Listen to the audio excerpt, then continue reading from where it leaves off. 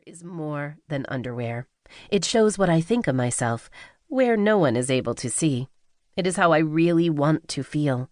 It's like waxing your legs in the winter when there is no romantic date in the vicinity.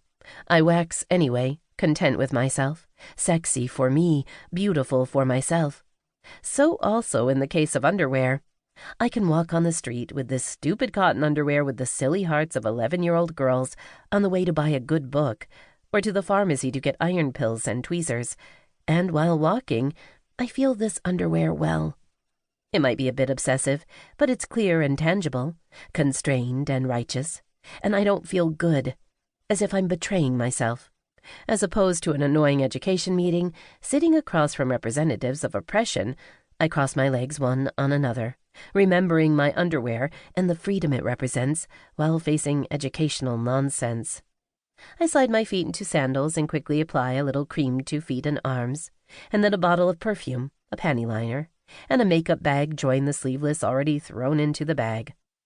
Luckily, this is a child-free day, because they're with their father, who is almost joint custody, depending on the definition. That means no sandwiches, morning orange juice, and spilled cereal. I concentrate.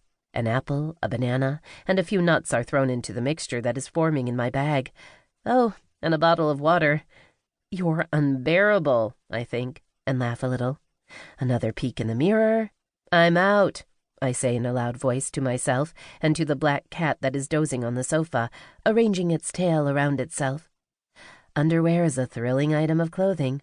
I can rummage for hours in underwear piles in markets or in high-fashion stores, touching and feeling them.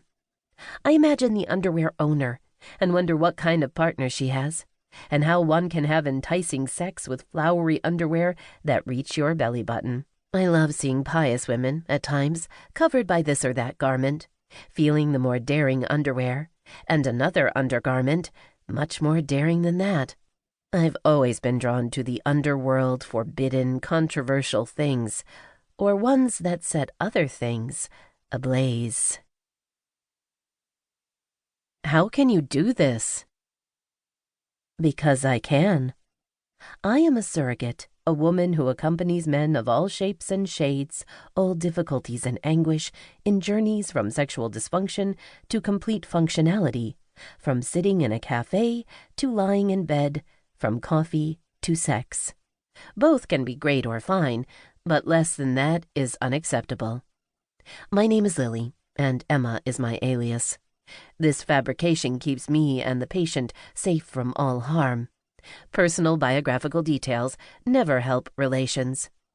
Encounters of the fifth kind is a description that was coined by a patient in an attempt to describe the blend of intimacy, anxiety, pleasure, alienation, and all are swathed in the same fabric, like a down comforter on a cold winter night. In short, there is no definition. For every encounter between a patient and myself, a detailed report is written and sent to a sex therapist, whom he meets routinely. There the report is read, the report that recounts, with as much compassion and straightforwardness as possible, what had taken place. The patient may feel disconcerted when facing the intimate details that I divulge in the report. My discomfort and embarrassment, however, no one can see. I am too angry at the world, which is like being angry at no one, and my heart thaws before this man who forgot he is a man, or deserving of love, or worthwhile in any way. My embarrassment has learned to dissolve.